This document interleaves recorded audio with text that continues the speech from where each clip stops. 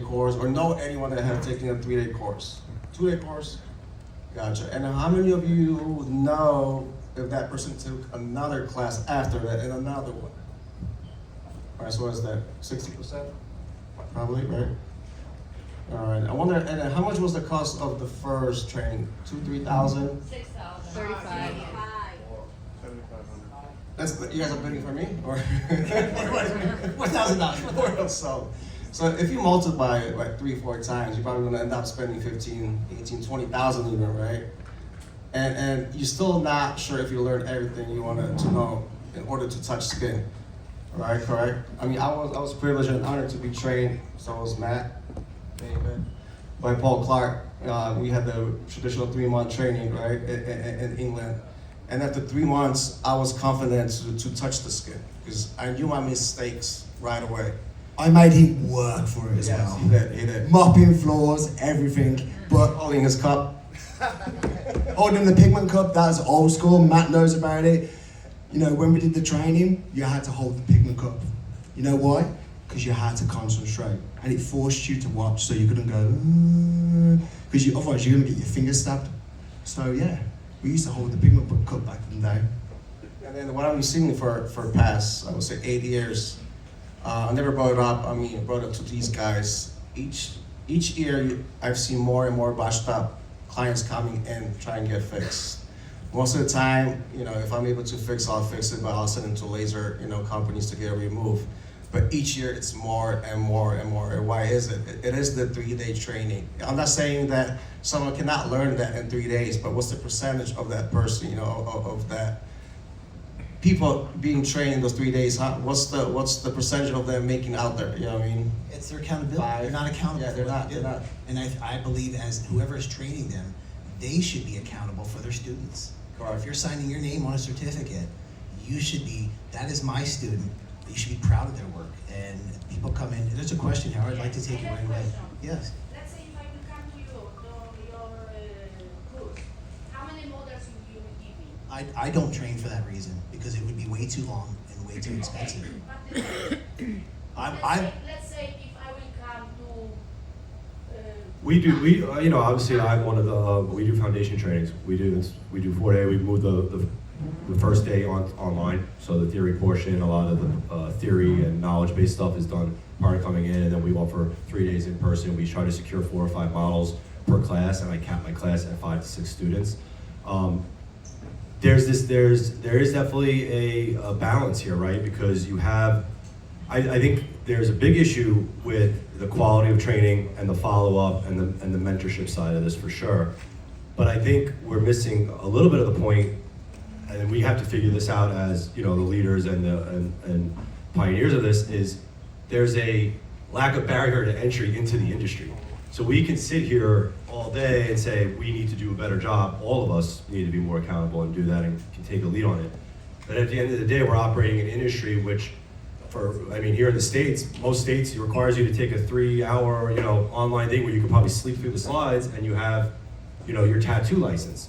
And so it's that balance of wanting to be able to teach, because we have a lot of knowledge, a lot of us in this room have a lot of value to give, but we're also running clinics, we're also running our businesses, so we're you know, maybe stretched thin a bit on that. And because if we're not doing it, trust me, someone else is going to be doing it, and they're going to be doing it far shottier, far less in depth. And so we have to find a balance here where we as the leaders can provide a great training, but we're also up against an industry that has no barrier to entry for the most part. People that are getting into it because they see a quick buck. And we'll probably talk later about how we've disintegrated our pricing. We've disintegrated we're turning this into a commodity. So that's something else. But that's, I think, a little bit of the balance we need to fight. And what other industry that you can be very successful in do you only need a 3-day training? Right. Does anybody have Guys, any you know examples? what's the problem? If we are coming to the course, this is the problem,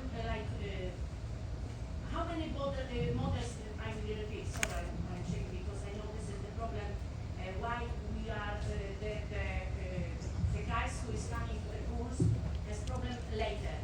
Because we have one head and it's, let's say, 6 people just doing in one head the procedure. In my course, if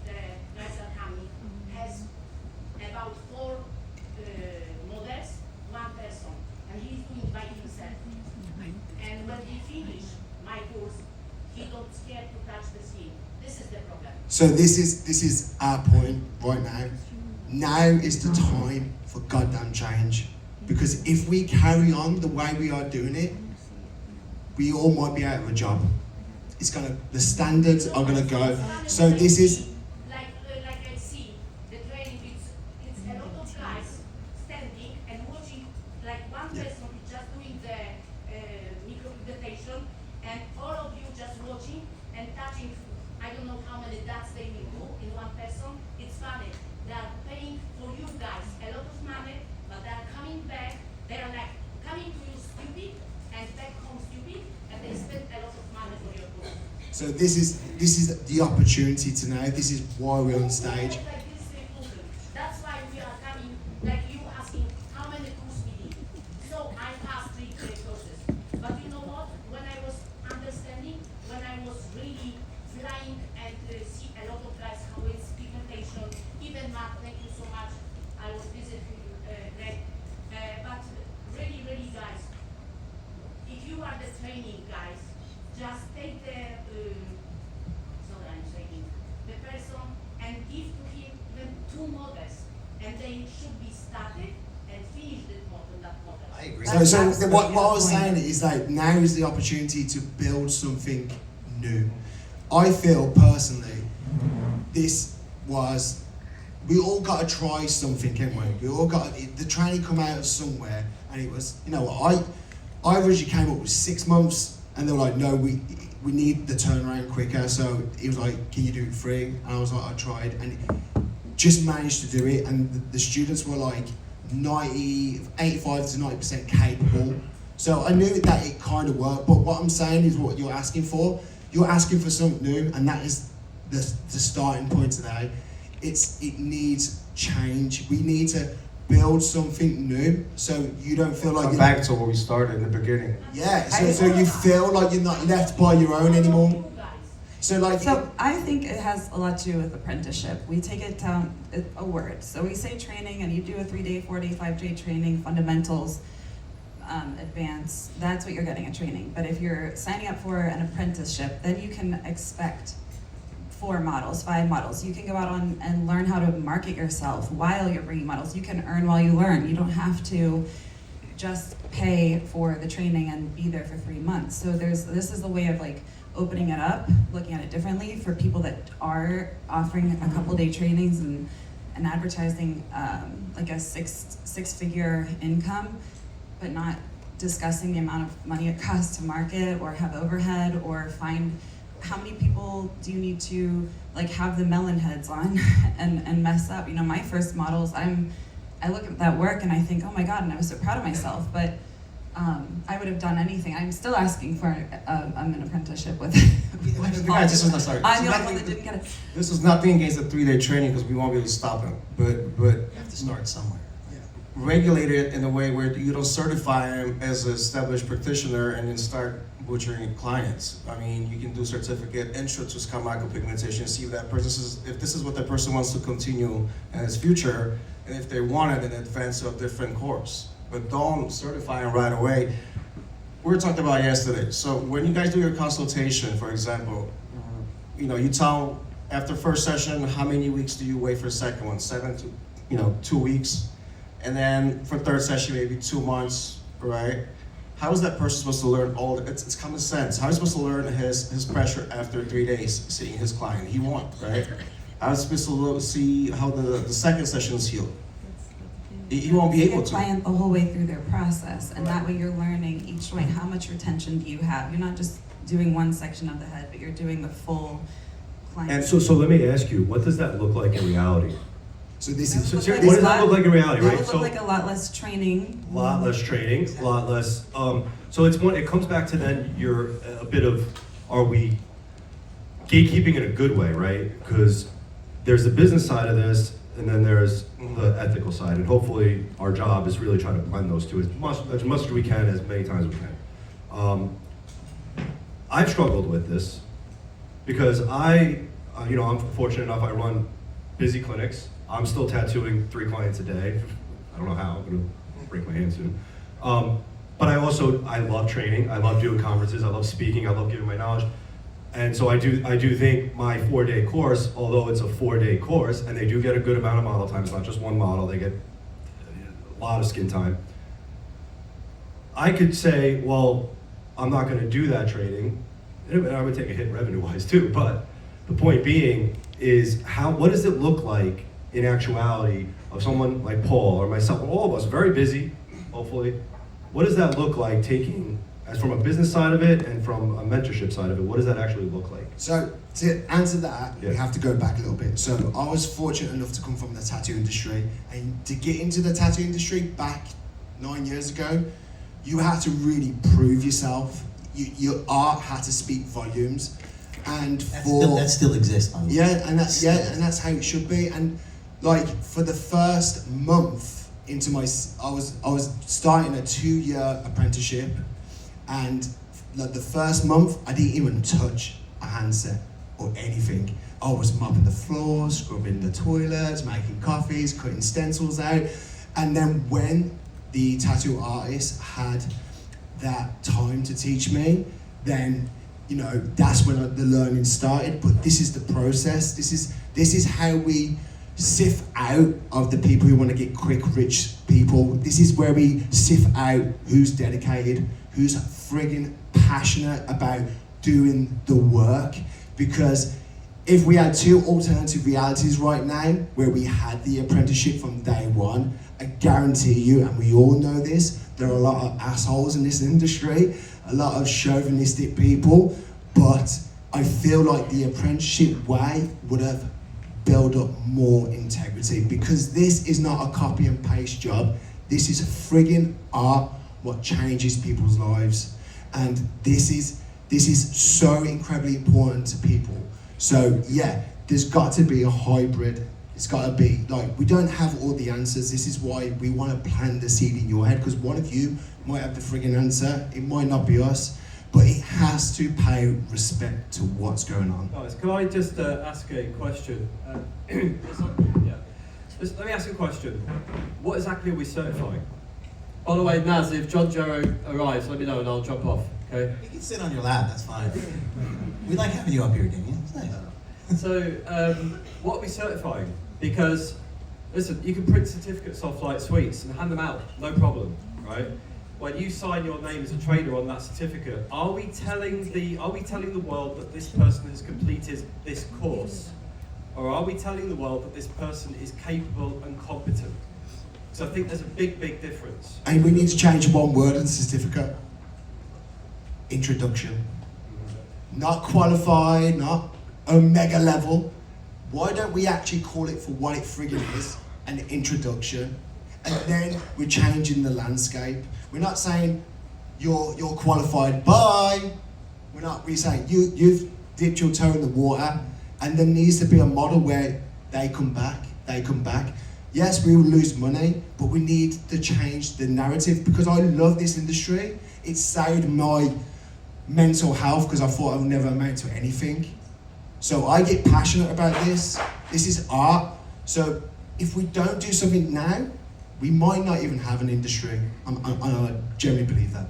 I think the difficulty We'll we've come got, sorry, Mike. I think the difficulty we have though, Paul, is that I understand this balance. Matt touched on it. It's the balance between the commercial needs of a business and the ethical needs of the industry. And I think that any solution has to factor both of those things in.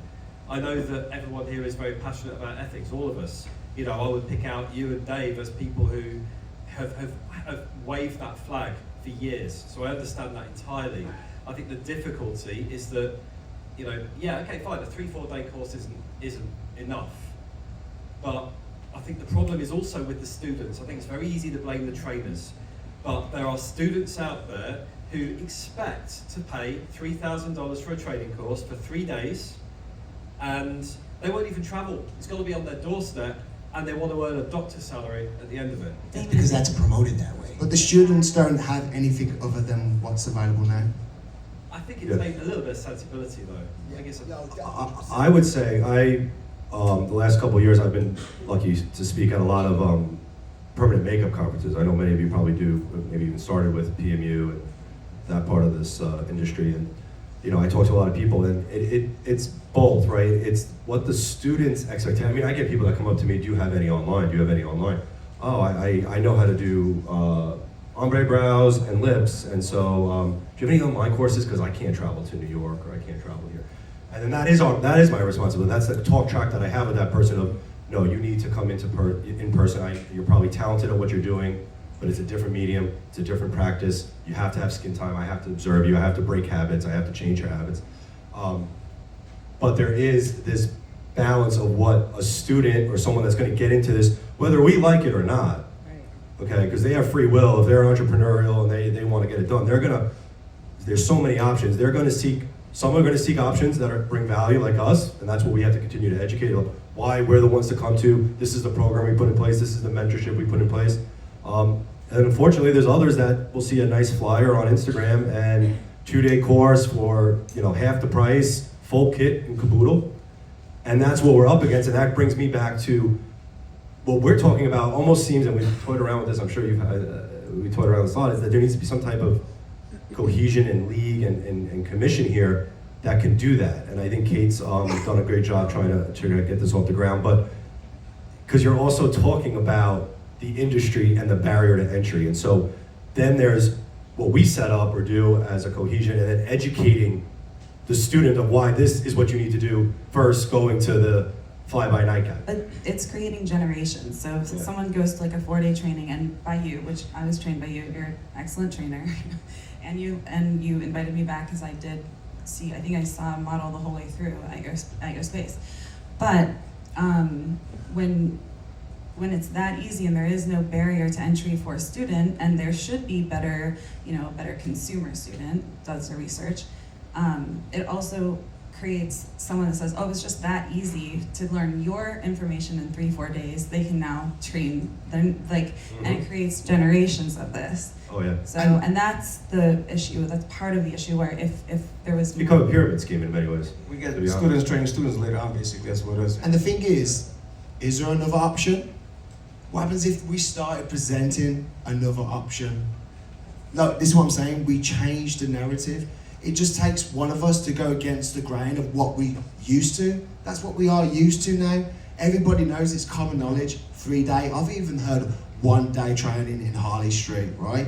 But when we start going right, because let's all face it, we don't learn this in 3 days. So why are we even bothering? This is the realization, why even bother? We're not teaching nothing, I believe, this is my opinion. But if we start offering something, it's like, oh, have you heard Dave's doing a 3-month apprenticeship? And then Matt might do it, and Matt might come up with something amazing. All of a sudden, it's like, oh, why is that one 3 days and this one's 6 months? And it's like you said, it weeds out the people that aren't committed enough to do it. You're getting a better quality of student for sure. And that's what we An artist, want. yeah. We want out of every 3-day You're a living example. You went to New York by yourself and opened up a clinic after 3 or 4 months training, and you're very, very, very competent and good at what you're doing. And That's why I know team, this right? works. You have a question over here. So I asked this question just because there are people not here today, but it still needs to be presented regardless. So responsibility or suggestion that I might put out there is when you're taking on or considering a student, and listen to me when I say considering a student, you're interviewing them. There's a pre-screening in which you choose, just like our clients, we have consultations. It's not for the client. Do you ever turn a student down? Yes. Because I know I don't train, I don't teach because no one's willing to put in the time. Yeah. But do you turn down, I've turned down consultations because they're just not, Well, their heads exactly. aren't ready. So the same thing should go as for. Yeah, if someone to me, yo, dog, I want to get a Lamborghini, I'm like, see ya! Because I want to be associated with artists. Because if you're just going to be a player, That's something that, again, you listen to those keywords when you're doing a consultation with a client on what they want. You're also doing it with trainees, and you're listening to those keywords. And there's places that train a ton of students, but I still think you need to have the accountability to interview before they pay, or when they pay, you interview and you reimburse if you're like you're not a fit. And you have to use those keywords of maybe this isn't a fit because we live in a society where you just can't say no. Well, there you go. Now we're talking. So like we're talking about intro to SMP, you take the 3-day training, you see if this is what you like to do in the future, right? If this is your passion, you'll find out for 3 days about the student, right? Yeah. You see if he's into it or not. So that's step one in having a successful student in our practice. Yeah. But step two is we had a 3-day practice, and you can't diminish 3 days in a way because it's still, as Damien said, there's a fire and there's an ethics and there's a standard that you continue to press upon that student over those 3 days where they can't say, I didn't know, because it's been written and it's been stated every single day. And Yvette started before I did, and I remember that she was like, Fernando told me that I can't do this until I have this. And she ethically built that standard for herself, parlaying on what was instructed to her. So again, I'm just saying it in a way that 3 days are going to be hard if that's been a standard over the years, but it's the people delivering it and what level of knowledge, content, and ethics that they have. And our pillars are education, ethics, and artistry. I have 21 years I was a college professor for 21 years. And so I keep looking at the post-secondary institution and its standards, but I have to tell you, you can be in college for 3 years, and after you're done, you're done. So I look at that as SMP to the level of earning a college background. There's a lot more substance in a college background for a business education. Now, microscopically, SMP, there's a lot of substance, but 3 days can still deliver a lot of content if it's delivered in an educational learning outcome process that builds upon those steps. So I'm just wanting to state that for those of you that are delivering a 3-day, just make sure it's the shit. Make sure that it has enough substance, and conversationally, yes, build upon what we're chatting about today, but we succeeded, or are trying to succeed, and we had 3 days. But just like in college, you're a college professor. Yes. They finished their freshman year, Yes. the first year. Do they get a diploma? No. No. They finished the second year. Do they get a Yes. diploma? Well, you and I No, had not this until they're conversation. competent enough and pass everything. Not just take it, pass it. Do they get the diploma? The diploma now has merit. Yes, but you can pass with a 50%, and you get your college diploma. I'm not going to that college. Well, this is my point. This is my point. Is there's always gray areas on a government institution saying you had 60%. Congratulations, you still get your diploma. So what's your difference, Matt, of your diploma compared to Paul's? It's the substance that is delivered, and you saying, you know, you have enough, but here are your goalways. You need to do this, this, and this. So when our trainees have or need more, you clearly outline the standards and what you need. These are just refinement points, and we're not perfect. We're learning from all of you and each other. That's still only 3 days in the clinic. Can I interrupt? I actually have a partial solution to the problem. How about approaching that slightly differently? So you started off with 100 or 200 hours pre-study material, and there is enough in SMP to spend that time pre-studying, and that includes practice on the maths and so on. And they do that from your online learning. They don't have to come in, but you have to spend a bit of time checking their practice maths, their design work, and so on. So when they pass, it's almost like step by step. They have to pass modules of the pre-learning online, yeah? They've got that, and then they come in only for the actual physical, practical, on the models for 3 days. And in those 3 days, you can squeeze 2 models a day. So they're walking out after 3 days with the 6 models and all the different types and complications that could possibly face. Not just untreated heads, so not just virgins.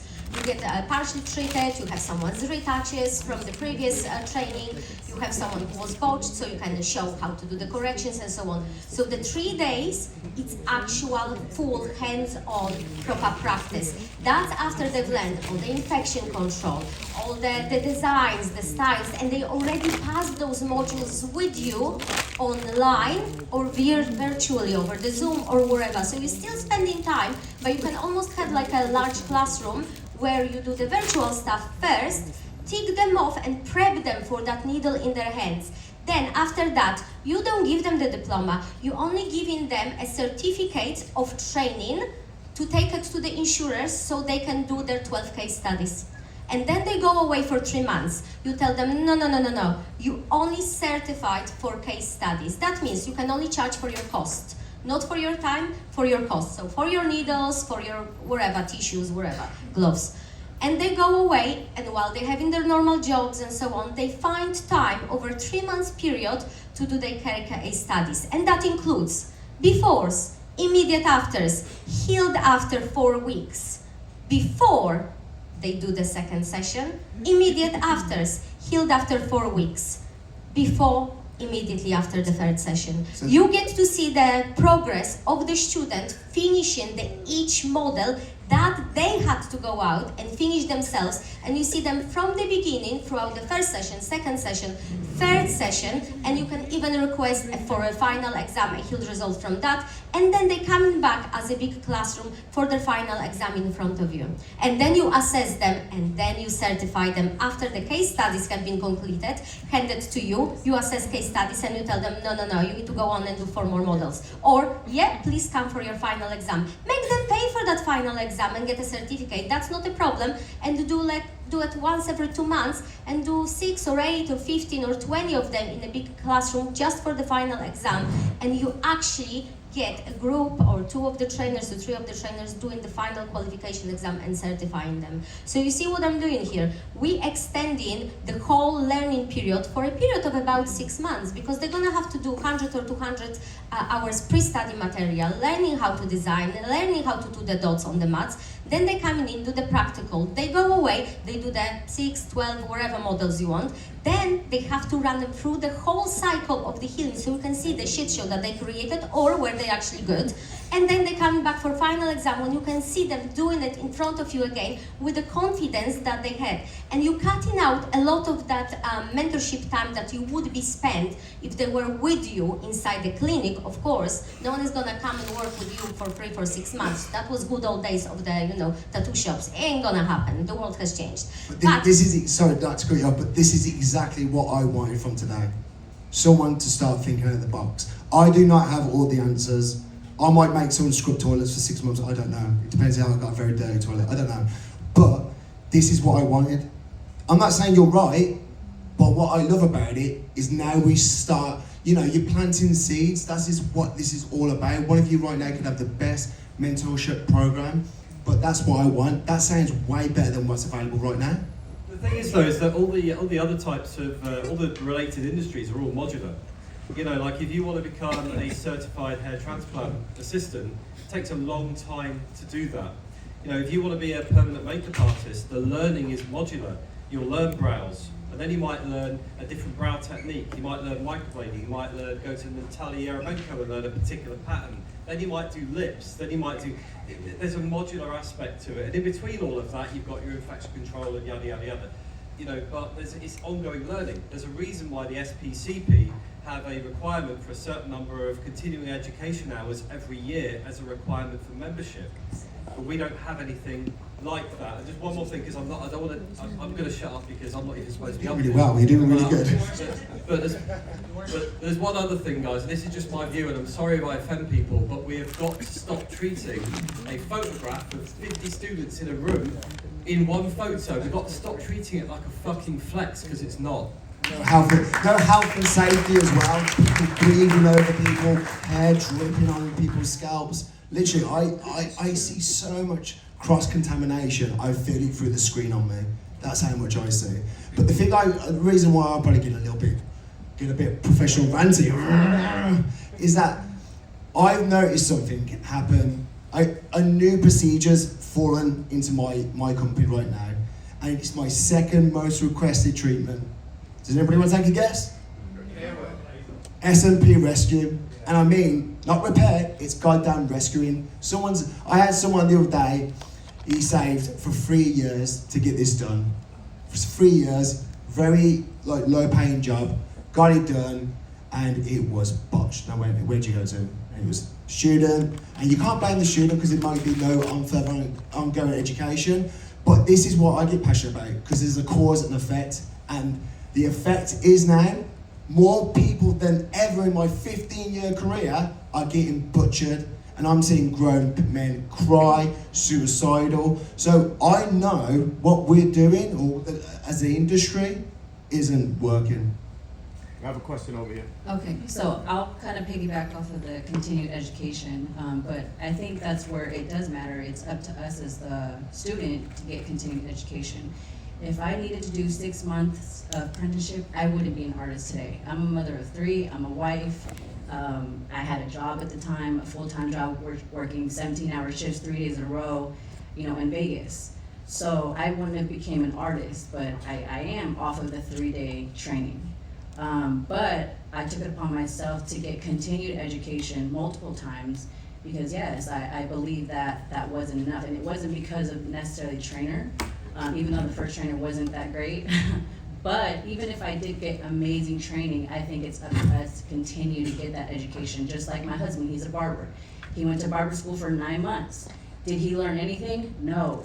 You know what I'm saying? And that's why he's teaching now today, because he will express how much he did not learn.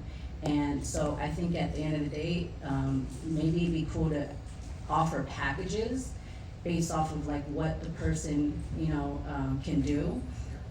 So if I had the time to do the 6 months, I would do it. But again, there's people that just can't do it, so. I think that's you just come up with a new possibility. I think she had a very good point, because I think what we're saying here is there's a place for kind of an array of options. It just needs to be transparent about what those options are, because I do think education comes in all different shapes. I think that there's value in a intro, fundamentals, get some skin time, get the theory down, learn from someone that's been doing this for over a decade. And then I think there's a lot of value in longer term mentorship, apprenticeship, returning a few times a week or once a month for a year to make sure that you're continuing to kind of elevate and level up. I think that's the same in any field. I have a hobby of photography. I took 2 photography courses at NYU, like little, not at NYU, trust me, but little intro classes, and then I'm on YouTube.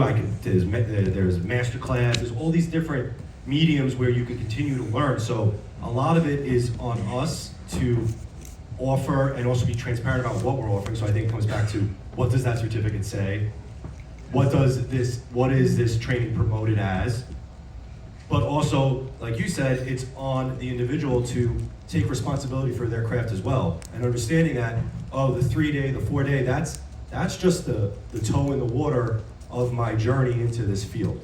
And so I agree, because people come at it with all different lives. I've had so many people that were in a career they hated and wanted to kind of side hustle this until they can get to a place where they're, operating a full-time clinic and have that freedom. So I think that all of us here should continue to discuss what a mentorship program looks like, what an assessment program or module program looks like, but also, if I'm doing a 3 or 4 day course, or I'm partnering with you guys on certain things, having that too, because that could be someone that's already taken 2 or 3 courses. I see this all the time, I'm sure you guys do too, is I've had people that have gone to some of these shit courses, they spend 1 hour with me, their hands moving different, they're freed up, they realize how to set the needle, they understand why they're using the ink and how they're using it. So it's sometimes just a different voice. So I think that was a very good point, for sure.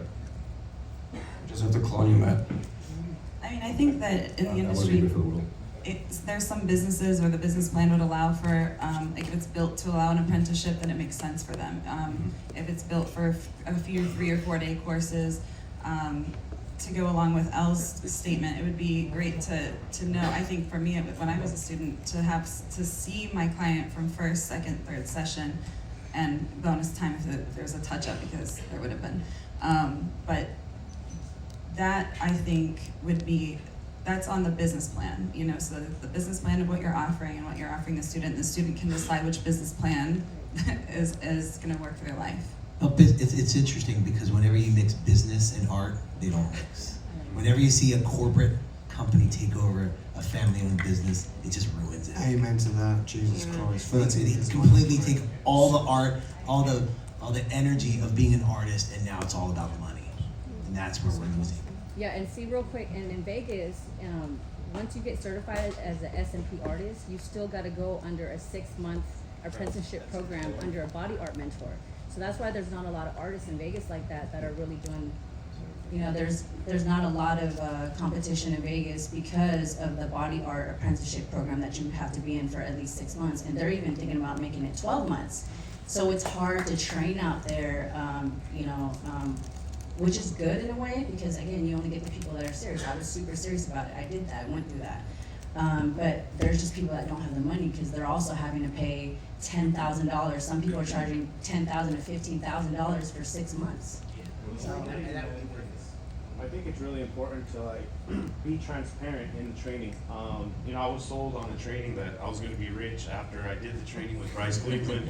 Where's your Lamborghini? Where's your Lamborghini? Yeah. No, unfortunately, this has broken me. Not only financially, mentally, physically.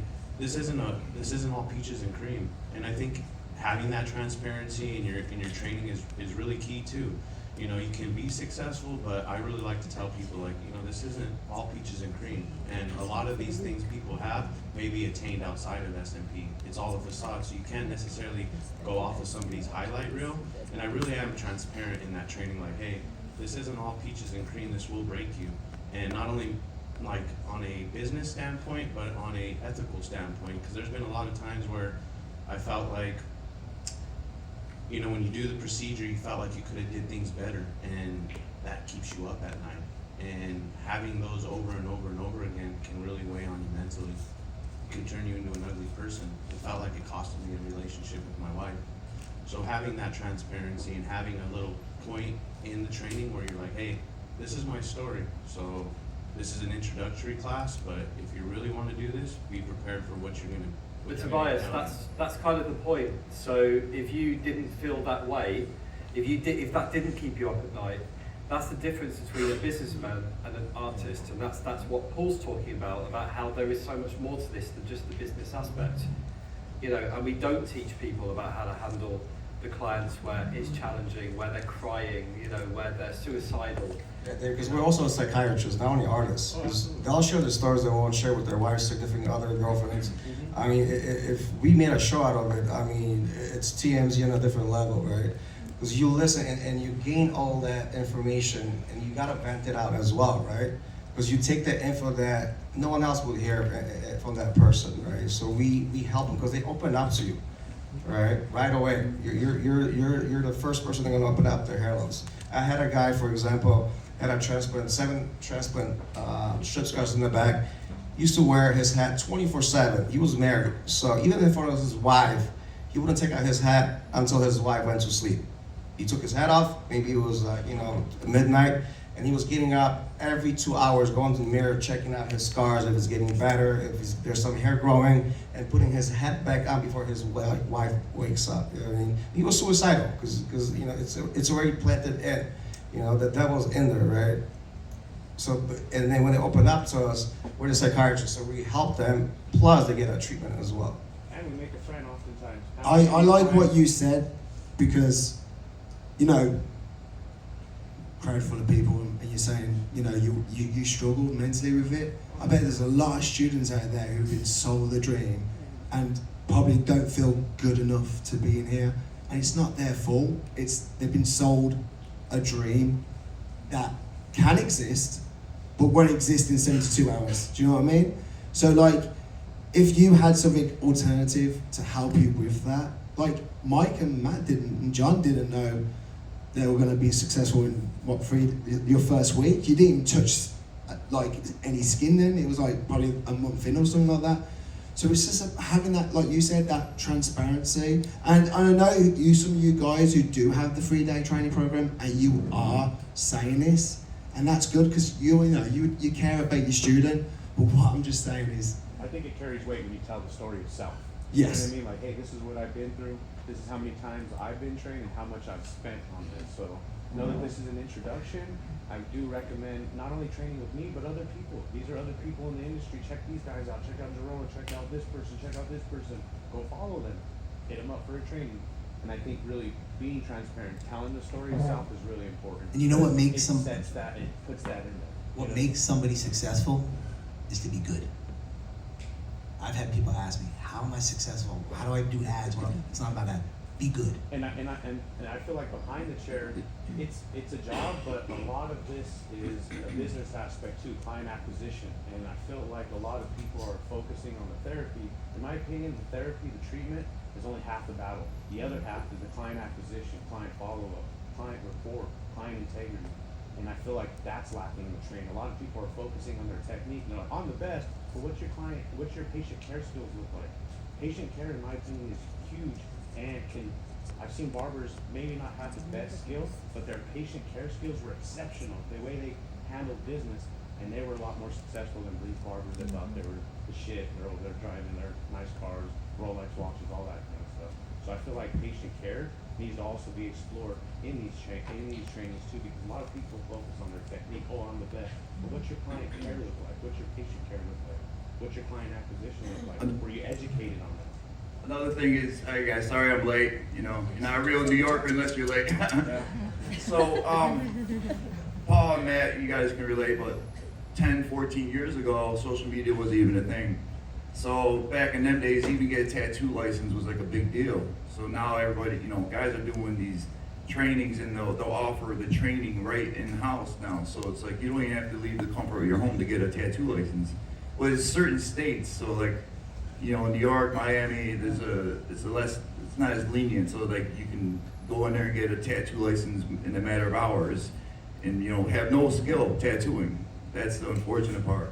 You know, in Jersey, it's a little bit more difficult, but unfortunately, this is the reality, and that's we gotta work through that. And in the beginning, like you guys know, it took us, you know, most of the people we trained was a year, right? It was like a year just to even to work on skin. Guys would actually hold the cup for 6 months.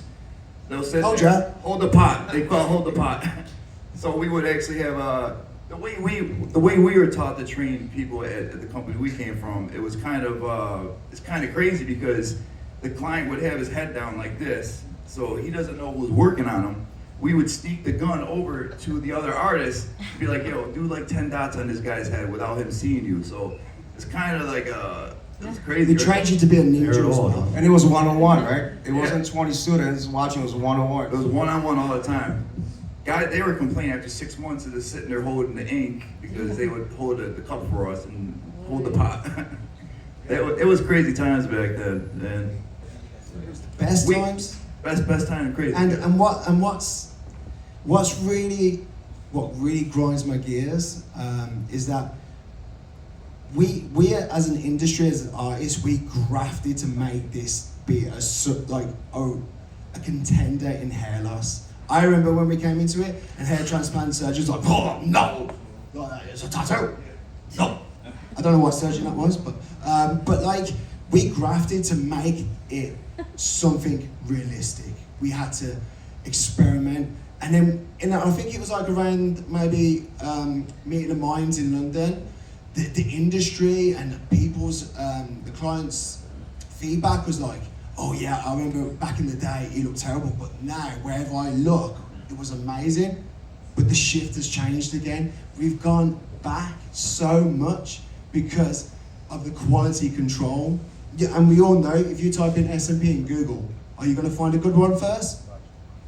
Oh wait. No, not at all.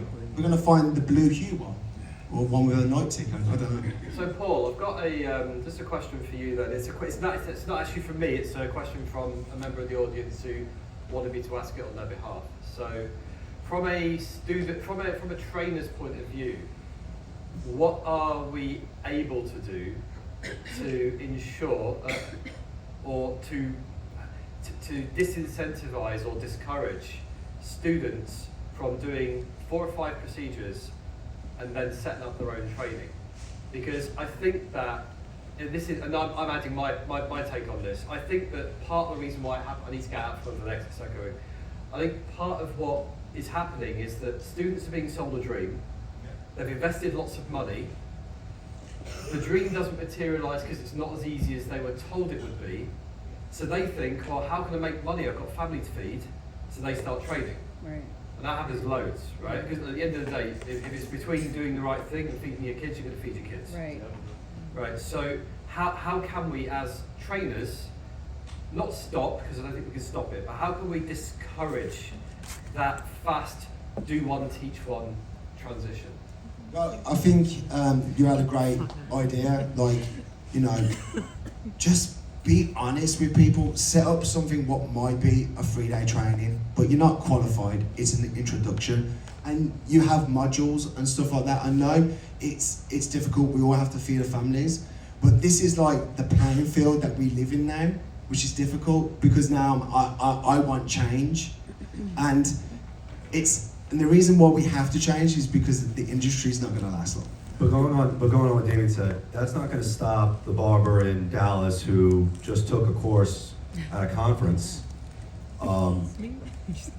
get some clients and goes, oh fuck, I got a good network. I'm about to teach everyone and everybody in a day. Right. So how does that person get dissuaded from doing so? How do you?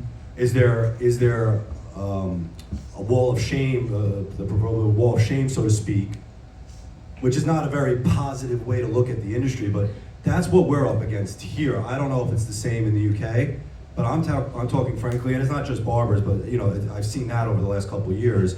They make some of the best SMP artists, but I've also seen it turn into an absolute 50 people training, 1-day conference, certificate, and then a lot of them go and train, and they didn't even touch skin yet. So that's where do you stop that? So I think you won't stop it, but I keep on using this word, the narrative.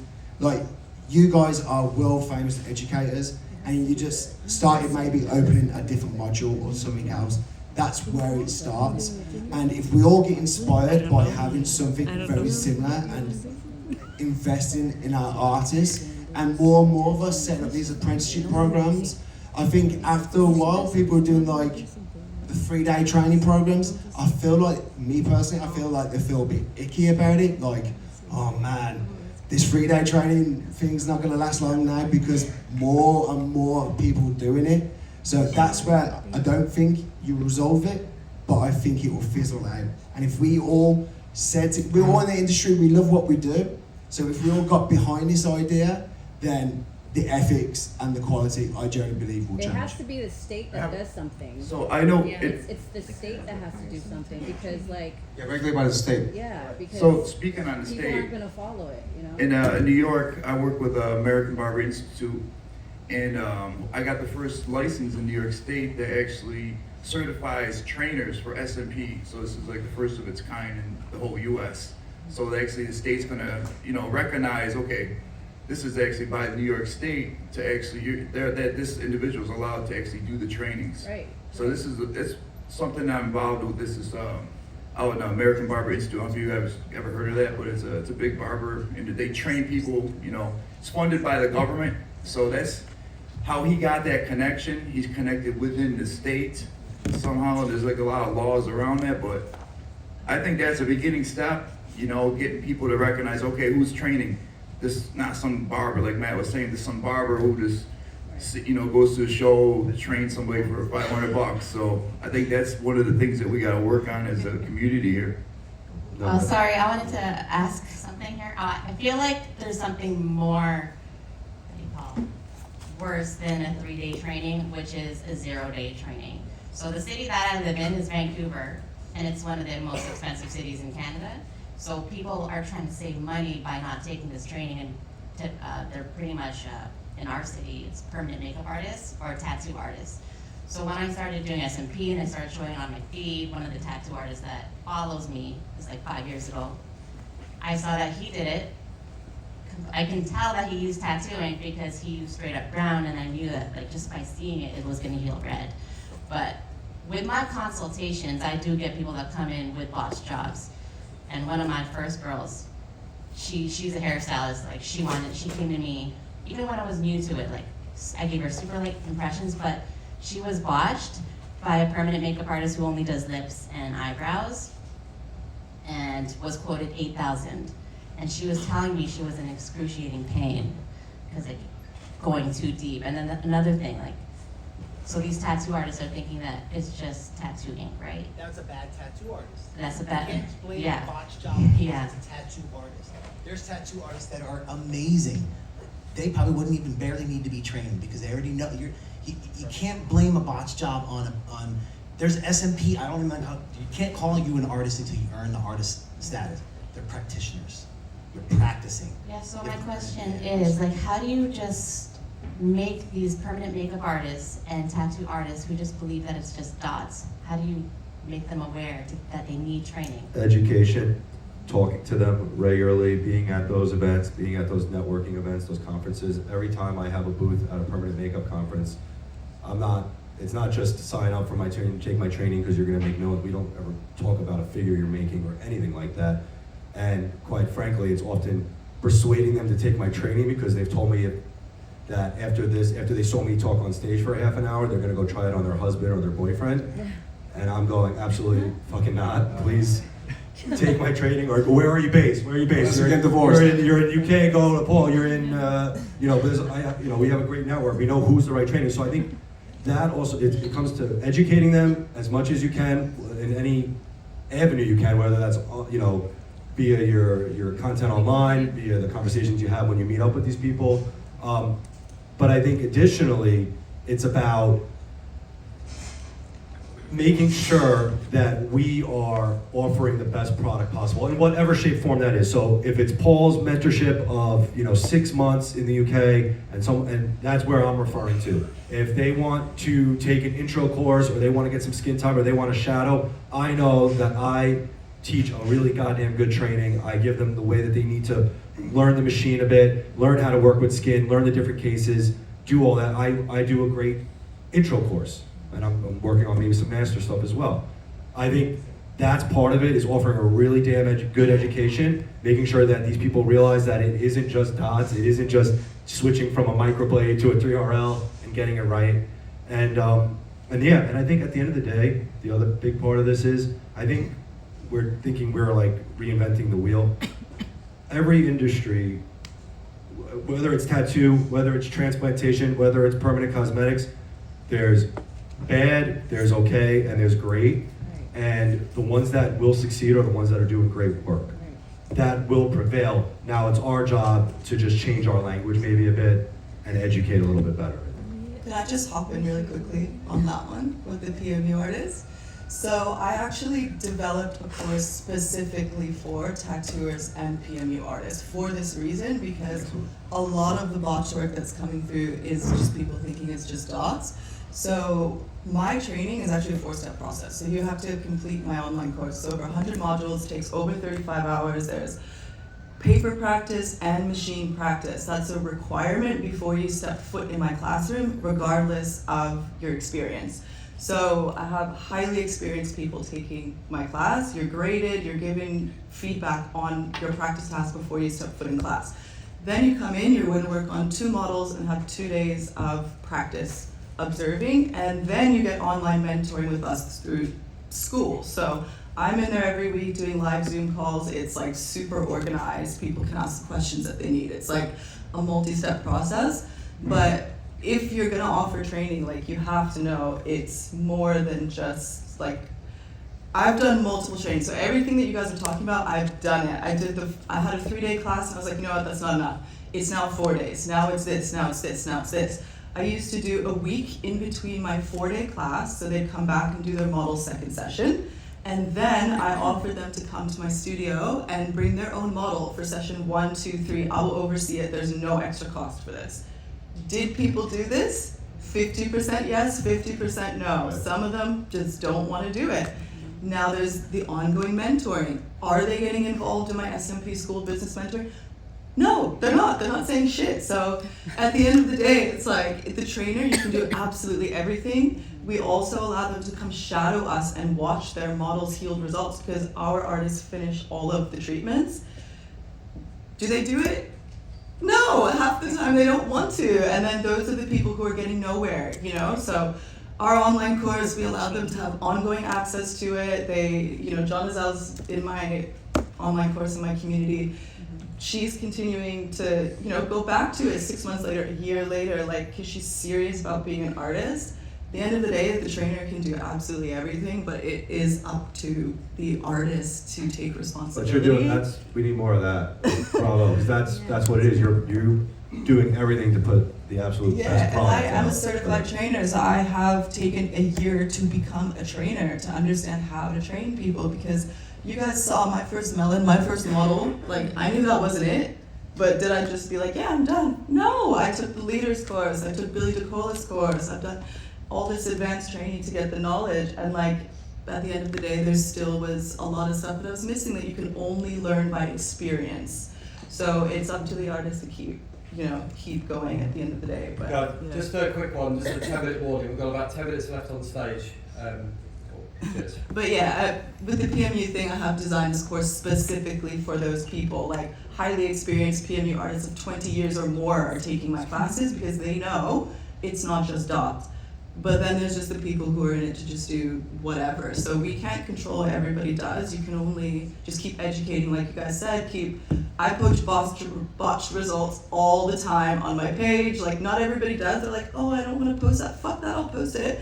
It looks like shit, you know? Like, this is what SMP is supposed to look like. This is what it's not supposed to look like. It's about, like, sharing more than just your results. It's like, this is why this is happening. It's not just dots. So. And the fact that you've set them levels, you just said it, it sifted out the people who are not passionate about absolutely. it. So now this is what I mean, like, it's already happening, like, it's the change is starting to take effect. So them artists who, for whatever reason, didn't continue their education, that's how we sift people out who don't care about the process.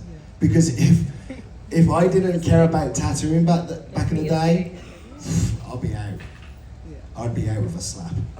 I think we need more like internet exposure with better treatments online as well too, like more maybe press, because if you guys can Google, you guys know who Joe Rogan is, but he was on Joey Dotson knows this. So Joe Rogan was just having a talk with one of the guys on the show, and they discussing scalp micropigmentation.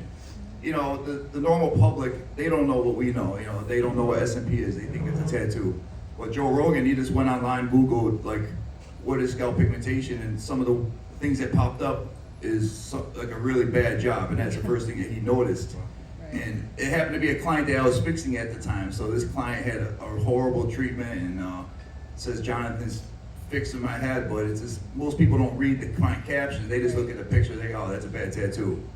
But they don't realize, he didn't realize that guy's actually going through laser process. So I think more exposure in the internet is gonna outbalance the problem that we have in this industry right now. So the general public when they think scalp tattoo, you know, hair transplants has a bad reputation as well. So we kind of, it's a double-edged sword. I think we're getting there too, because I think, I know you're on Reddit a lot too, but it keeps you honest, which is very hostile. Yeah, there's a lot of angry bald guys out there, but I think even on videos, like I'll go on YouTube's and I'll look on Instagram accounts, and sometimes I'll just go down the black hole of SMP because that's where I live my life, I guess. And I'll see comments that we didn't see back in the day. Oh, that's too straight. That looks too heavy. Those profiles aren't, broken, or they're not faded correctly. These are what I would imagine people looking into it or clients of it.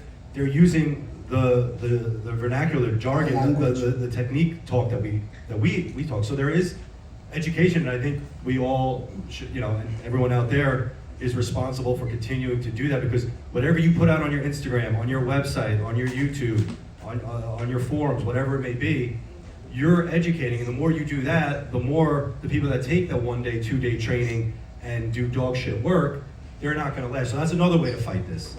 I think the takeaway here would be, you tell me if I'm wrong, Dave, is whatever program that comes from this, whatever mentorship program, training program comes from this, at the end of the day, I think we all wanna just say, if you're gonna train, take it seriously. It's almost more important than what you're doing on a client side of it, because it's one of that exponential effect where if you train someone, they're now doing a bunch of clients, you've just exponentially increased the reach that you have.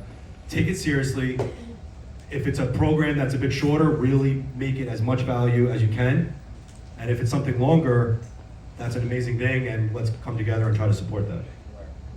I just want to, so I have an idea, I'm not saying it's the right idea, but here's my idea in regards to training, is to just, all right, so The problem is people are taking the training, and once they take the training, they're going out and training other people when they're obviously not very good and they're very new. So what if there was some sort of website and there's a board of directors, so now one person's in charge, say 10 or 20 artists, and this would have to be by each country. Obviously in the United States, you can't do it by state, but you have to do it by the whole country. And you say, hey, you know, this artist sent in 5, 10 photos to this board of directors, 10, 20 artists, they review it, they say, okay, this person's good. Okay, we'll put them on the list, and then they get that seal of approval, and then they can put that on their wall. And we ensure this by when people Google SMP, it's at the very top. So when people first, it's like, these are certified SMP artists, they get the stamp of approval, we recognize this person has completed the training, they know what the fuck is going on, they know how to mix things, all that sort of thing. Kate's been working on something, I know Paul has been, attempting to work on something as well, so there's that kind of board, commission, society, I think is a great idea that I think should be thought out a little bit more with the groups that's here. Hey, can I, But what's interesting about that board as well, I'm not going to name and shame anybody, but people on some boards, they're not the right people, and they're still promoting the BS, the fake dream. So it's very difficult to get all ethical people on there, and it's going to be very, very tricky. But you can't have a board if the foundations are weak and contradicted. Do you know what I mean? So yes, Kate, I wasn't happy with the first person who popped the crown, but I'm really happy that Kate is, and Caitlin, that gives me faith.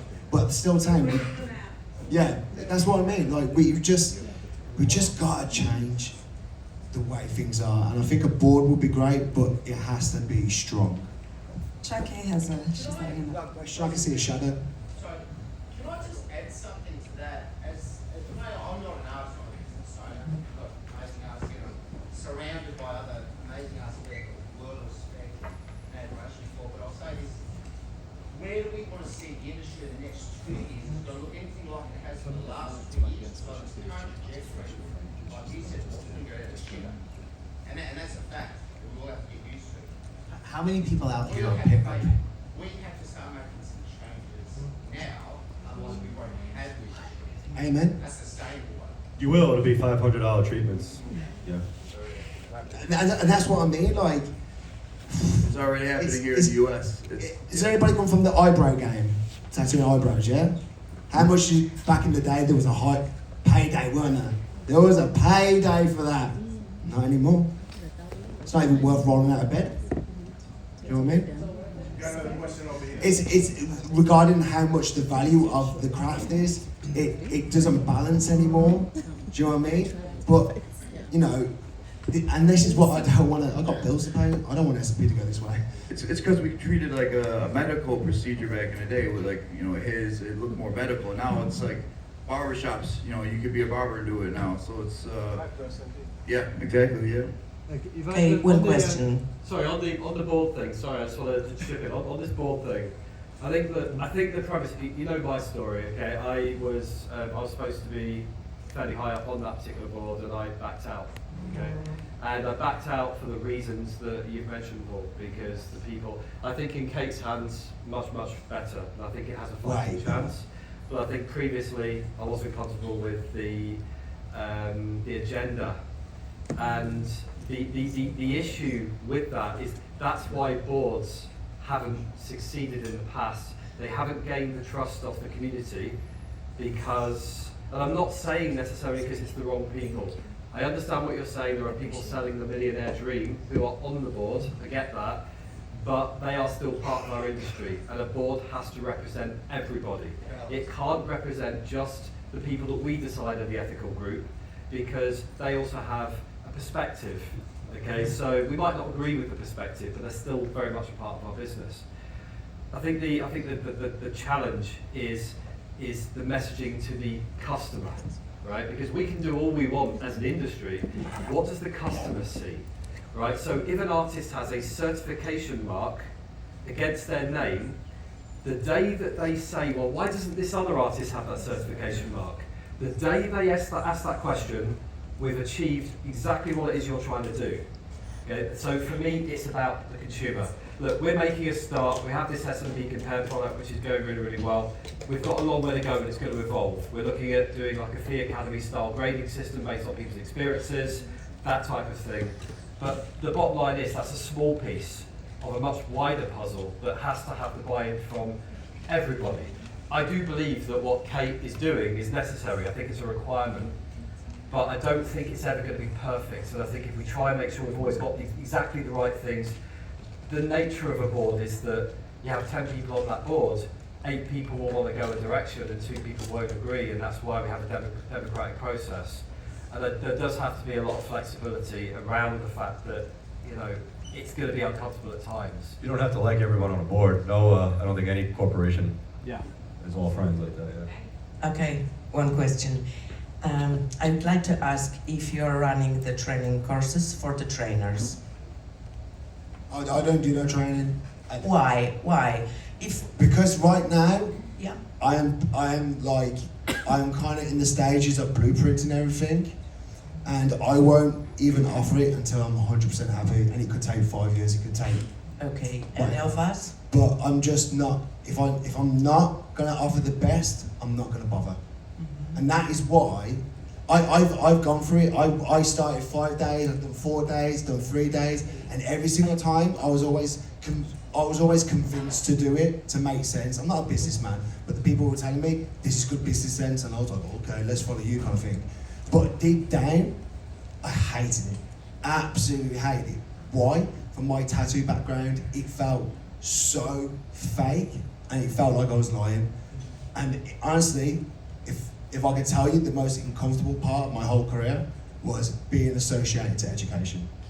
Has anybody ever failed? Okay, Yeah. I want I to actually. finish why I'm asking. They weren't, at one stage, there were 2 people who failed miserably, and I said, do not give them the certificate. I've only And trained they 10 still, people and I failed 1. and, They and give me the fucking machine back. You're Yeah. like, so 2 people I said, no. And other people went, yes. Okay, let's summarize. Why I'm asking? Because, as you said, we can't stop the situation that our trainers will train the people after 1 week after training course. We can't stop it. We can talk about it till today, and it won't change. I did one thing many years ago. I am running the 1-year school for the trainers. We've trained about 400 people all over Poland. I believe that they are at the high level of education. We don't teach them, we don't learn how to do scalp micropigmentation. They should do this. They should have experience and practice, not for 1 year or 2 years. It depends on how many procedures you did. Somebody, you need 1 year because you do the scalp micropigmentation day by day.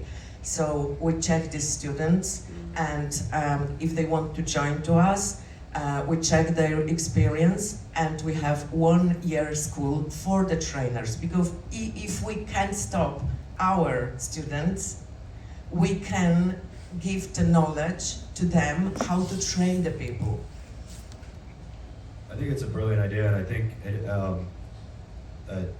that's a very amazing thing that you're doing, and I think that's actually a smart, I'm gonna call it a back road or an alternative way of thinking about training is, again, making sure that the training product, aka the trainers, are qualified and versed in actually educating too. So real quick, Unfortunately, we have 1 more Let's do minute. one more question from the audience, and then we'll have to draw a line, unfortunately. Yeah, obviously you can see that this is an ongoing conversation. And we'll be here. Please, let's continue this, but we only have 1 more minute. So. Can you at match place after?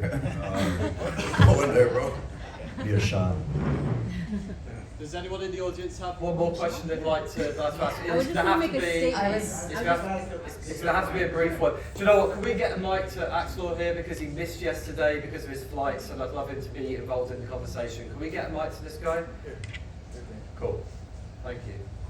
I was just going to mention that that's something that I was trying to work on with a group of people, is to have a train the trainer situation, which is why we created tools for trainers to use, but having a larger group of people is what my initiative was, to try to have trainers who put out more, longer classes for their students. And it's something that I've been passionate about for a long time, tattooing as long as I have. I may not be, the scalp person that tattoos the most heads in the world, but I do have a lot of experience behind me in terms of how to teach other people and how to structure programs. And I've put a great deal of work, and I'm really seeking other experts in the SMP field to work with this initiative.